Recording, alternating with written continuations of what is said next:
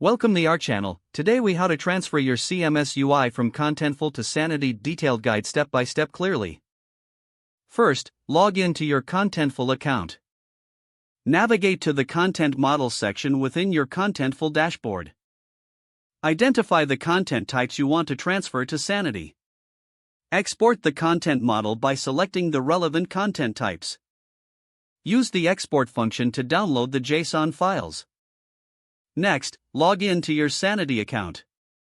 Create a new project if you haven't already. Once inside your Sanity dashboard, access the schema folder. Create a new schema file for each content type you exported. Open the JSON file from Contentful and analyze its structure. Map the fields in the Contentful schema to their corresponding fields in Sanity. Write the Sanity schema code to reflect this structure. Be mindful of data types and field options when transferring. Ensure that any references between content types are maintained. Once all schema files are written, run the necessary commands to build your Sanity project. Next, import your content data. Back in Contentful, navigate to the Content section and select the entries to export. Use the Contentful CLI or an export tool to retrieve the content data as JSON. Open the Sanity Studio and navigate to the Import section. Use the command line to run the import tool and import the content data into Sanity. Check for any errors during the import process and resolve them as necessary.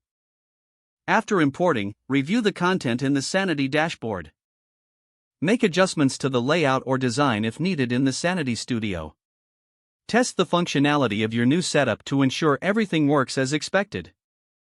Finally, complete any additional configurations required for your new CMS environment.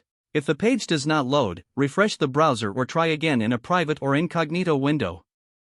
Make sure you are using the correct email address, then retype it carefully to avoid small typos. If your password is not accepted, use the reset option and create a new strong password you can remember.